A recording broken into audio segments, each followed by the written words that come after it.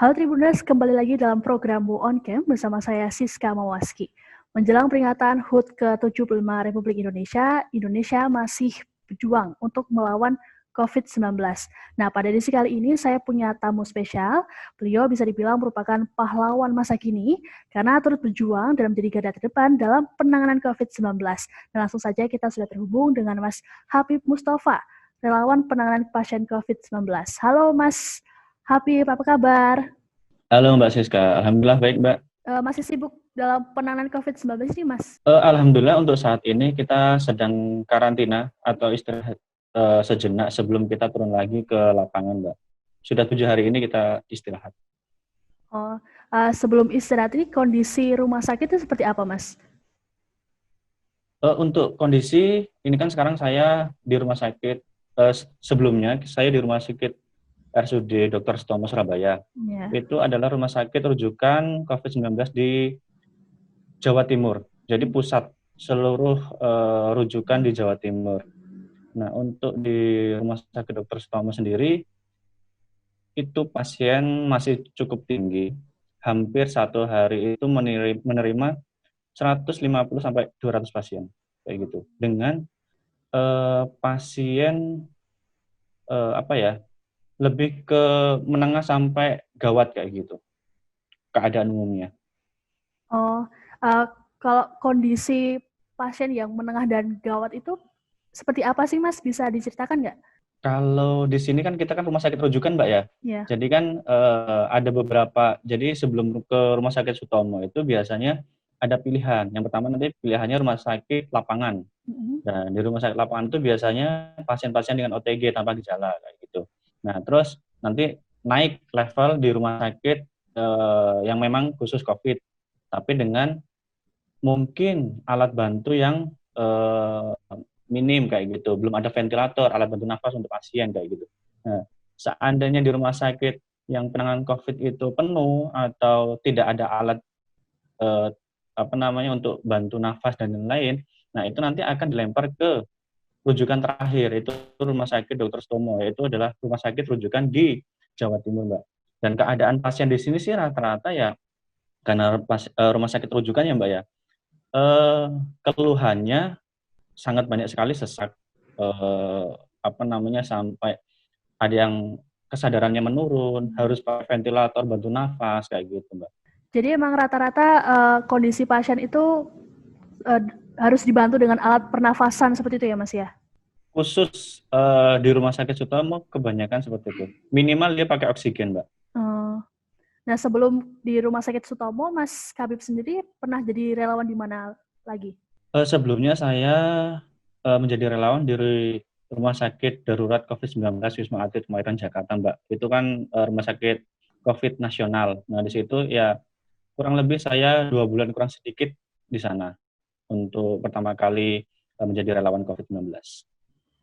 Oh, waktu pertama kali itu berarti semenjak COVID masuk ke Indonesia atau setelah itu, Mas? Iya, saya semenjak Rumah Sakit Darurat COVID-19 itu dibuat kurang lebih setelah diresmikan oleh Menteri Kesehatan 2 atau 3 minggu saya masuk. Oh, seperti itu. Jadi setelah rumah sakit daruratnya diresmikan dan itu ada rekrutmen terkait relawan, karena yang dibutuhkan di saat itu banyak sekali, Mbak. Banyak sekali relawan perawat, dokter maupun apoteker. Dan di situ saya mencoba untuk mendaftarkan diri menjadi relawan. Sebelum jadi relawan, Mas Habib sendiri pekerjaannya apa? Saya menjadi asisten penelitian di Universitas Muhammadiyah Yogyakarta. Jadi saat jadi relawan, Mas Habibnya terus meninggalkan pekerjaannya itu untuk sementara atau? Bukan meninggalkan, Mbak ya. Jadi lebih ke karena kampus kita juga lockdown, jadi semua tutup dan saya minta izin ke dosen-dosen yang ibaratnya memberikan tanggung jawab ke saya. Jadi saya izin ke dosen dan alhamdulillah dosen mengizinkan dan orang tua mengizinkan dan saya pergi untuk menjadi relawan di Rumah Sakit Darurat COVID-19 Wisma Atlet Kemayoran Jakarta. Gitu, Mbak. Berarti emang panggilan hati gitu ya, Mas ya, untuk menjadi relawan penanganan COVID-19 di Indonesia? Iya, karena memang yang dibutuhkan saat itu banyak sekali. Bukan hanya 100 tenaga relawan, karena memang yang dibutuhkan saat itu dan lebih dari 300-an di awal pembukaan itu. Jadi waktu awal-awal tuh ada 300-an relawan yang orang jadi relawan gitu ya di Wisma Atlet? 300 dan itu hampir setiap 4-5 hari dia buka lagi. Jadi naik lagi ketika pasien naik, udah buka 300 relawan, kita buka lagi seperti itu, Mbak. Jadi memang ketika itu masih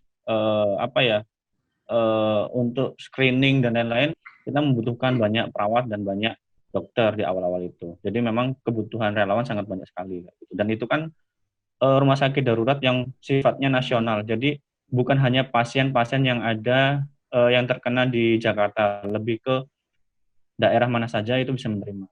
Oh, seperti itu. Lalu setelah dari Wisma Atlet dipindah ke Surabaya, Sutomo tadi, Dr. Sutomo tadi. Surabaya, Rumah Sakit Dr. Sutomo.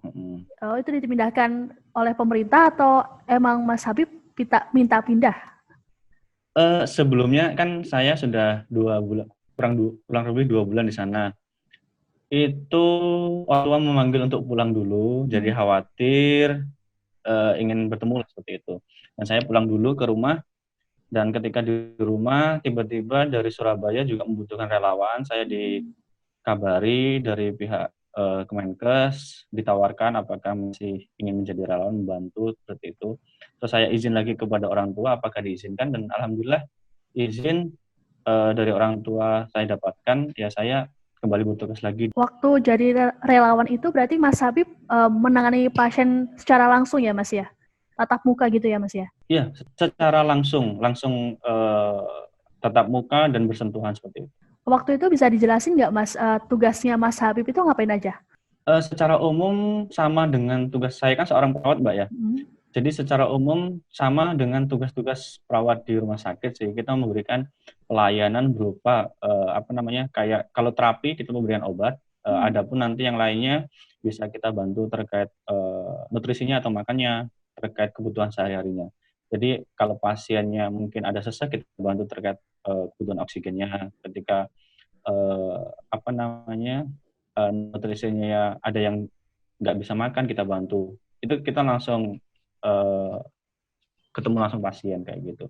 Hampir sama dengan perawat yang ada di ruangan. Bedanya ya kita menggunakan APD lengkap seperti itu dong. Mas bisa diceritain nggak sih Mas, waktu Mas Habib pakai APD kan level 3 ya berarti Mas itu ya? Iya, level 3. Bisa diceritain nggak sih Mas, rasanya waktu pakai APD waktu itu gimana Mas? Rasanya ya Mbak ya. Jadi untuk hari pertama itu memang kerasa banget Mbak. Jadi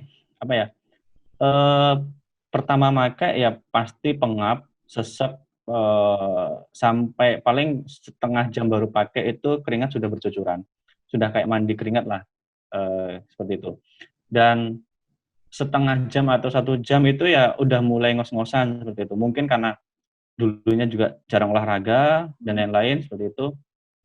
Nah, tapi alhamdulillah sampai akhir kan kita kalau di Wisma Atlet 8 jam ya minimal pakai APD ya. Nah, itu alhamdulillah sampai akhir ya kuat kayak gitu. Tapi setelah ngelepas APD biasanya nanti kayak gini Mbak, kayak apa ya, kayak apa sih, sempoyongan kayak gitu. Kurang lebih kayak ada kayak gempa atau sempoyongan, jadi beda gitu rasanya. Tapi ya itu, memang ibaratnya di kondisi itu kita masih beradaptasi menggunakan APD kayak gitu. Tapi 2 hari, 3 hari alhamdulillah sudah biasa kayak gitu. Itu kan APD level 3 kan pengap banget ya Mas ya, berlapis-lapis Iya, gitu ya Mas. Ada iya. nggak sih mungkin temannya Mas Habib yang sampai pingsan waktu itu gara-gara APD level 3 itu? Pasti ada Mbak ya, setiap kita bertugas, terutama di awal-awal, kan di awal-awal itu kan relawan baru-baru ya, belum pernah pakai APD seperti itu ya, di APD seperti hazmat, pakai N95, terus nanti depannya kita masih pakai masker bedah, dan pengap sekali. Jadi wajar ketika teman-teman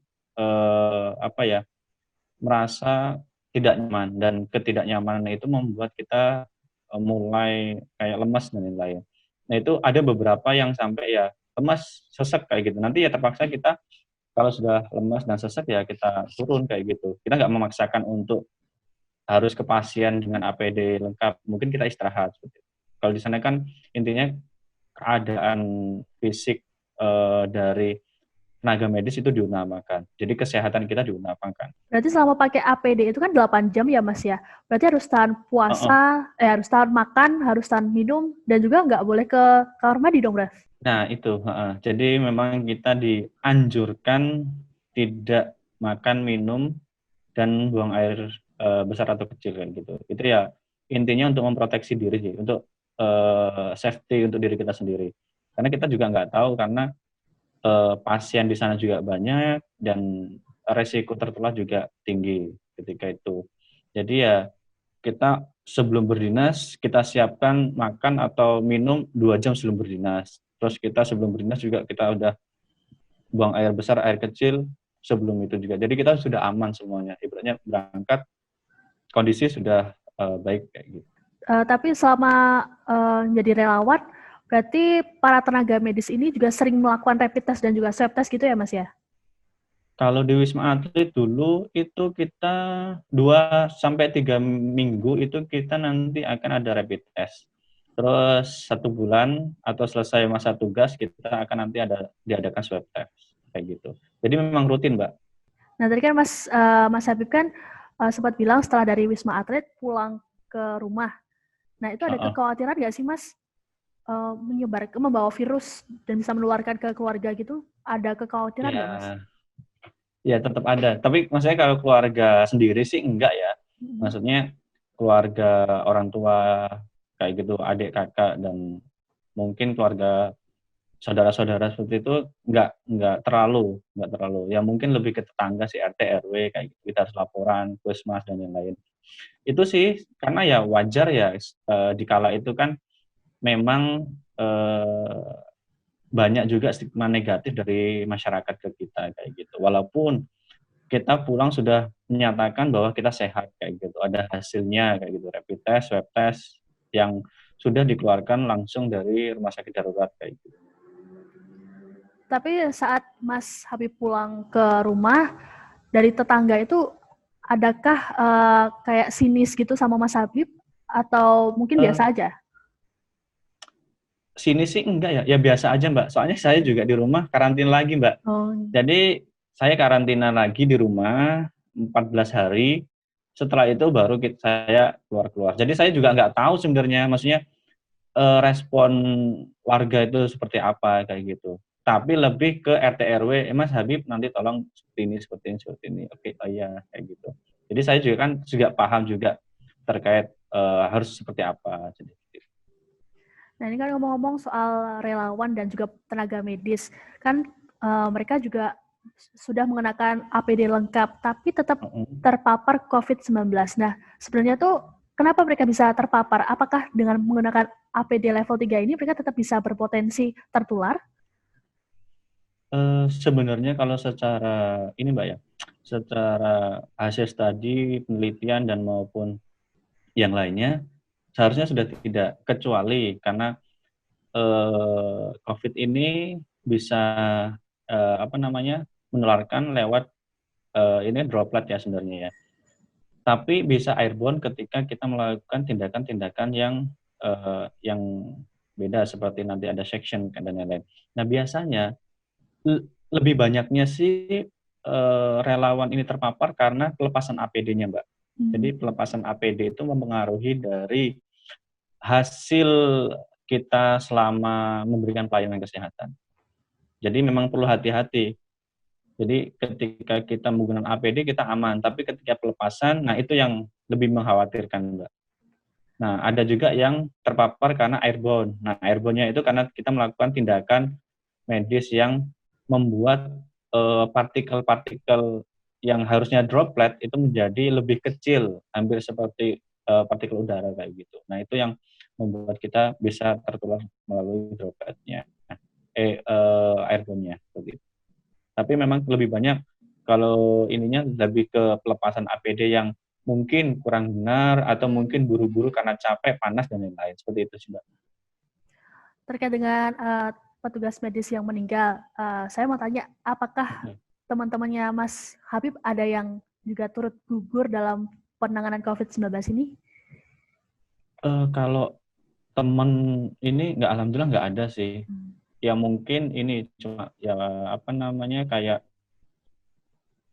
pernah saya praktik di sana dan ternyata ada yang meninggal. Ya sudah kenal tapi nggak nyampe teman kayak gitu. Itu ada kayak gitu. Tapi kalau teman serelawan maupun teman yang benar-benar teman belum ada alhamdulillah. Jangan sampai ya Mas ya. Iya, alhamdulillah jangan sampai. Tapi Mas sendiri merasa khawatir nggak sih Mas meskipun udah pakai APD lengkap gitu?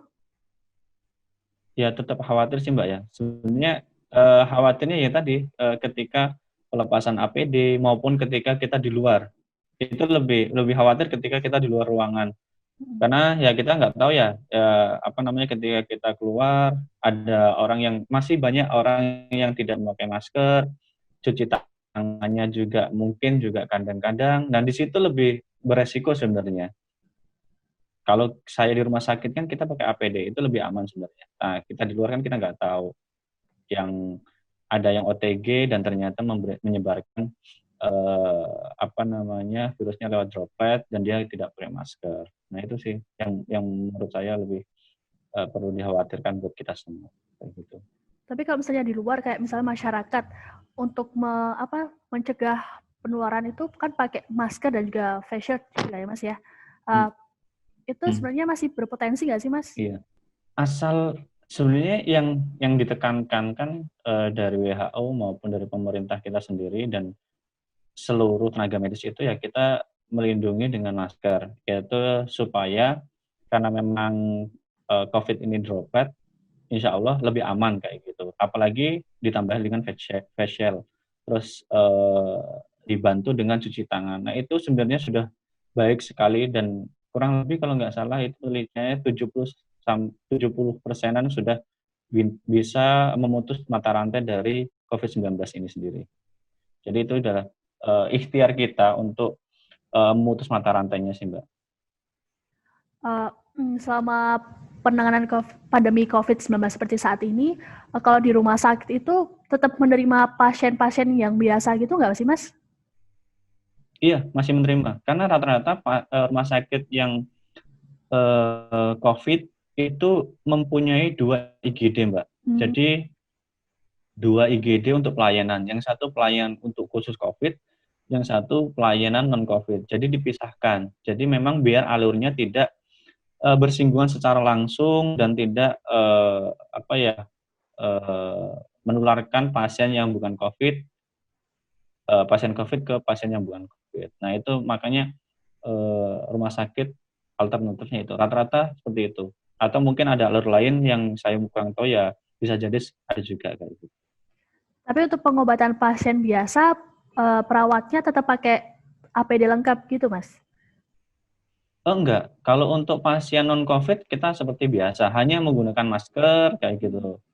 Jadi ya nggak perlu pakai APD level 3. Jadi di rumah sakit juga kan untuk bangsal atau rawat inapnya kan juga dibedakan, rawat inap COVID maupun rawat inap non-COVID. Nah di situ ya kita meminimalisir penggunaan APD karena APD juga mahal dan ya untuk lebih ke tenaga kesehatannya, tenaga medisnya supaya tidak terlalu capek dan lain-lain sih Mbak. Tetap dibedakan. Terkait dengan tahapan penyembuhan pasien COVID-19 sendiri seperti apa sih Mas? Kan ini kan belum ada vaksinnya nih Mas. Untuk pengobatannya seperti apa? Sebenarnya untuk pengobatan saya kan lebih lama di Wisma Atlet ya, dan di rumah sakit Wisma Atlet itu ya lebih ke imun sih Mbak, karena memang pada dasarnya ini kan sejenis influenza kayak gitu. Cuma memang dia COVID ini menyerang dari alveoli bagian paru-paru kita. Nah itu biasanya tanda gejalanya lebih ke sesak kayak gitu. Dan cara terbaik untuk penyembuhan ya dengan meningkatkan sistem imun kayak gitu. Jadi dengan makanan yang bergizi, olahraga yang teratur, jangan stres, cuci tangan kayak gitu. Terus selalu apa namanya melakukan aktivitas kayak gitu. Intinya seperti itu. Bisa juga rata-rata pasien itu menambah multivitamin. Lebih ke situ. Untuk pasien-pasien yang OTG atau tanpa gejala seperti itu, Mbak. Tapi kalau pasien-pasien dengan tanda gejala ya tetap kita obati tanda gejalanya dan yang tadi juga kita anjurkan untuk makanan yang bergizi, vitamin dan lain-lain. Tapi untuk pasien yang gejalanya berat itu, apakah emang punya penyakit bawaan atau emang murni COVID-19, Mas? Rata-rata pasti punya penyakit bawaan atau pasien dengan usia lanjut. Rata-rata seperti itu, Mbak. Jadi kalau misalnya yang OTG itu biasanya yang muda-muda gitu ya, Mas ya? Yang masih Yang imunnya masih muda-muda, kuat. yang muda-muda yang kuat ataupun memang dia sudah tua tapi memang ketika dia masih muda kesehatannya dijaga dan imunitas cukup baik seperti itu. Nah itu dia lebih tanpa gejala dan bisa menularkan. Oh, terus kalau misalnya tadi terkait dengan swab test dan juga rapid test, kalau untuk tenaga medis sendiri rutin atau gimana sih, Mas? Ya, setiap rumah sakit maupun rumah sakit lapangan itu beda-beda ketentuannya, prosedurnya. Kalau di rumah sakit Wisma Atlet itu 2-3 minggu kita lakukan rapid test kayak gitu sebelum kita bertugas kayak gitu. Nanti 1 bulan kemudian kita dilakukan swab test karena di 1 bulan itu kita istirahat, Mbak. Jadi istirahat ya kurang lebih nanti 7 hari kayak gitu. Istirahat dulu, setelah itu di swab, swab dulu istirahat, baru nanti kita lanjut lagi. Kalau di rumah sakit Dr. Sutomo kemarin kita nggak pakai rapid test, kita 1 bulan kerja, kita langsung di swab. Hasilnya bagus, lanjut. Kalau di Wisma Atlet itu untuk rapid test biasanya 2-3 minggu ketika kita berdinas. Nah, nanti 1 bulan kita nanti dilakukan swab test. Nah, seandainya swab testnya kita baik, itu kita bisa istirahat karantina selama 7 hari untuk pemulihan doang. Tapi kalau semuanya hasilnya positif swab testnya, nah itu nanti kita akan dikarantina khusus untuk relawan. Jadi kita memang khusus karantina untuk pasien COVID tapi dikhususkan, dibedakan kayak gitu. Nah tapi kalau di rumah sakit Dr. Sutomo kita itu 1 bulan kerja, masa kerja, nanti habis itu langsung kita di swab test di 1 bulan terakhir itu. Nanti kalau seumpamanya nggak nyampe 1 bulan ternyata ada tanda gejala seperti panas, demam, mual muntah atau diare, nah itu biasanya langsung dianjurkan buat swab test, Mbak. Kayak gitu sih. Nah, untuk terkait dengan pembagian waktu tugas nih, seperti apa sih, Mas, untuk kalau misalnya di Wisma Atlet, satu orang tuh dalam 1 minggu tuh emang seminggu full atau emang pembagian gitu, Mas? Tetap pembagian, Mbak. Jadi nggak 1 minggu full ya. Jadi dinas seperti rumah sakit biasa, nanti kita ibaratnya hari ini dapat dinas pagi, besok mungkin siang, besok libur di sana siang dan ketemu malam libur. Jadi pagi, siang libur, terus nanti pagi, malam libur kayak gitu. Ya kalau di Sutomo kita pagi, siang, malam libur, pagi, siang, malam libur. Seperti itu. Nah, kalau untuk waktu tugasnya sendiri nih, Mas, kalau selama di Wisma Atlet itu dibagi untuk berapa bulan gitu nggak sih, Mas? Misalnya satu orang nih, hanya untuk 2 bulan, atau seperti apa, Mas? Itu kalau ini masa tugas itu sebenarnya 2 bulan rata-rata. 2 bulan nanti bisa diperpanjang sesuai dengan kebutuhan relawan di sana. Atau 2 bulan bisa di-cut ketika memang kondisi relawan memburuk kayak gitu. Jadi intinya sesuai dengan kebutuhan sih, Mbak, dengan kebutuhan dan sesuai kemampuan dari relawannya. Tapi biasanya 1 bulan atau 2 bulan itu masa kontraknya. Ini juga berlaku untuk tenaga medis yang lain juga, Mas? Iya, rata-rata seperti itu. Terus kalau misalnya gimana ya, untuk hiburannya sendiri itu seperti apa sih Mas? Kan Anda dan juga teman-teman relawan yang lain kan juga mungkin suntuk ya dengan tugas sehari-hari. Untuk hiburannya sendiri seperti apa Mas?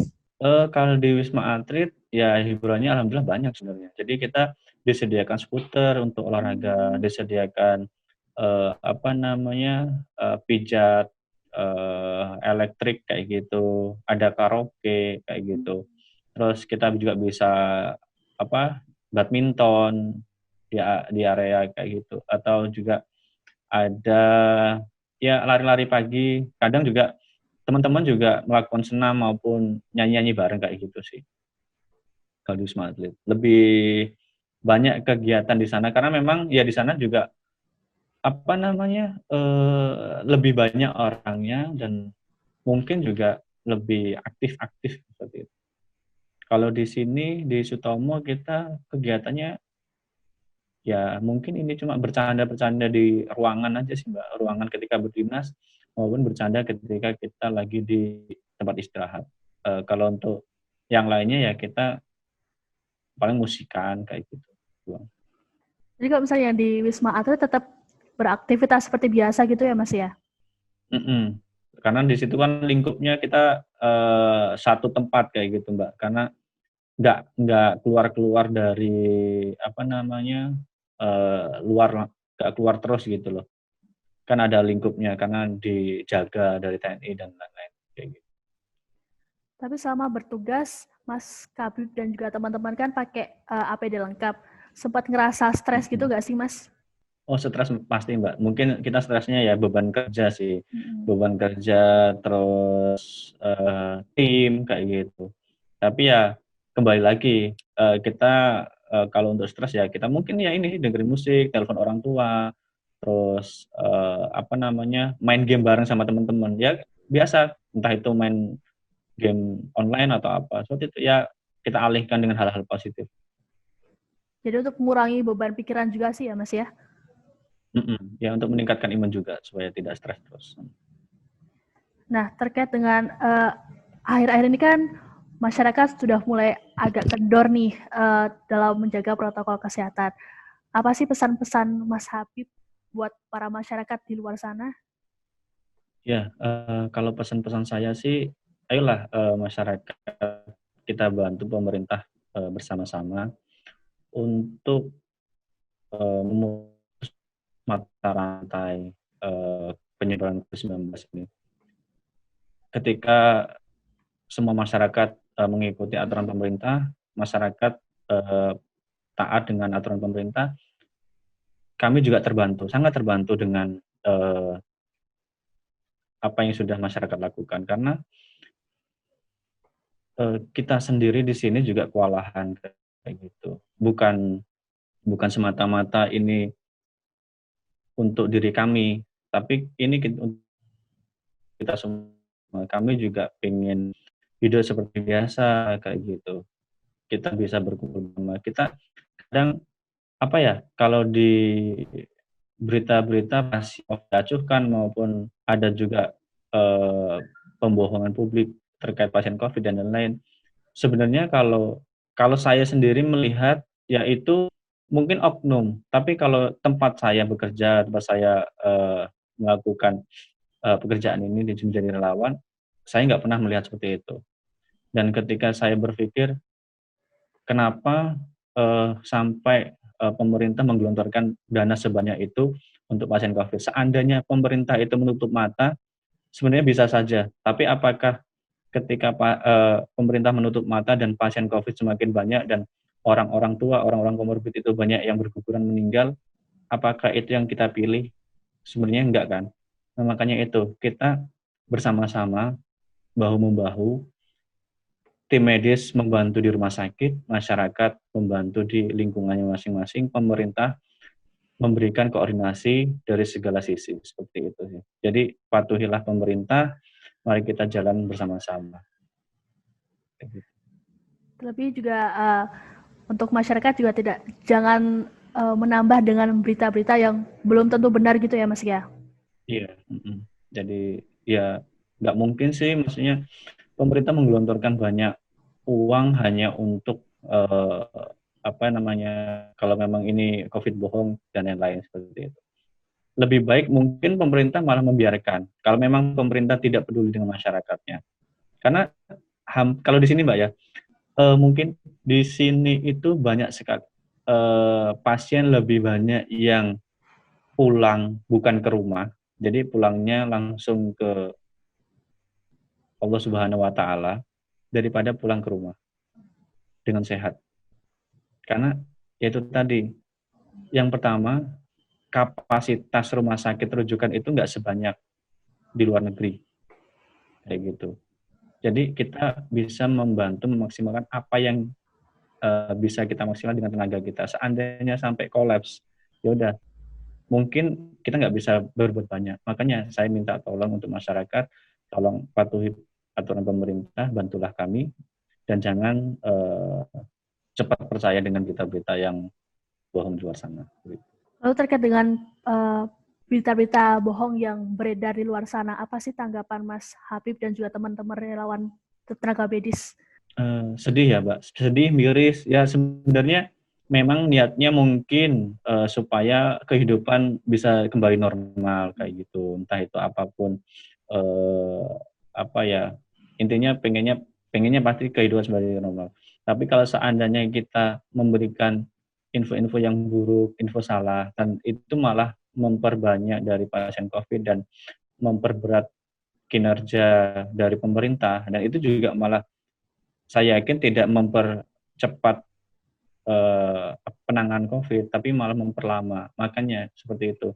Jadi saya berharap kita semua sadar. Jadi kekhawatiran saya dan seluruh tenaga medis itu ya semoga aja kita semua bisa lebih sadar dan lebih paham untuk mengerti keadaan. Ya saya sedih sekali sih sebenarnya. Halo Mas, terkait dengan harapan kedepannya nih untuk pandemi COVID-19 ini, apa harapan Mas Habib dan juga relawan yang lain? Harapan saya semoga ini kan sudah mendekati ini ya, 17 Agustus ya, kemerdekaan kita. Harapan saya ya semoga di 17 Agustus ini Indonesia merdeka, semoga COVID ini juga cepat berlalu, dan semoga seandainya memang COVID ini masih ada, masyarakat bisa membantu dengan mengikuti aturan-aturan yang sudah ditetapkan pemerintah, seperti itu. Dan meringankan beban kami semua sebagai tenaga medis di rumah sakit. Dan kita berdoa bersama-sama supaya ya pandemi ini cepat berlalu dan menjadikan ini sebagai pelajaran untuk kita semua. Begitu, Mbak. Baik, terima kasih Mas Habib atas waktunya. Terima kasih sudah mau berbagi kisahnya selama menjadi relawan penanganan COVID-19 dan juga garda terdepan ya Mas ya. Semoga sehat selalu dan juga semoga pandemi ini cepat berakhir ya Mas ya. Ya, amin. Amin. Baik, terima kasih Mas Habib. Demikian Tribuners Wow On Cam kali ini. Saksikan terus Wow On Cam berikutnya hanya di kanal YouTube Tribun Wow Official. Saya Siska Mawaski, sampai jumpa. Terima kasih sudah nonton. Jangan lupa like, subscribe, dan share ya.